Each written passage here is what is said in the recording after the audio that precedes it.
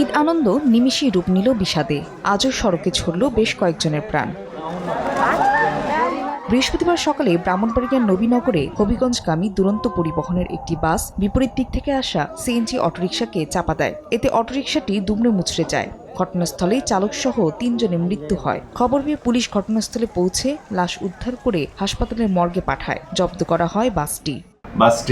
আটক আছে, ড্রাইভার পলাতক আছে। আমরা ডেড বডি 3টা উদ্ধার করেছি। নাটোরে পাবনাগামী চিনিবাহী একটি ট্রাকের সঙ্গে বিপরীতমুখী কাভার্ড ভ্যানের মুখোমুখি সংঘর্ষ হয়। এতে ঘটনাস্থলে মারা যান কাভার্ড ভ্যানের চালক। একই সময়ে সদর উপজেলার বারুরহাট এলাকায় মোংলা থেকে নীলফামারীগামী একটি বিআরটিসি বাস নিয়ন্ত্রণ হারিয়ে রাস্তার পাশে খাদে পড়ে যায়। প্রাণ হারান এক যাত্রী। আহত হন অন্তত 14 জন।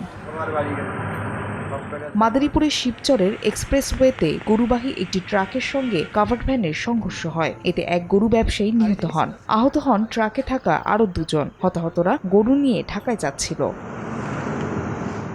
এছাড়া টাঙ্গাইল ও নেত্রকোনায় আলাদা সড়ক দুর্ঘটনায় মৃত্যু হয় 2 জনের। আর রাজবাড়ীর কালুখালীতে বাস ট্রাকের মুখোমুখি সংঘর্ষে 10 জন আহত হন।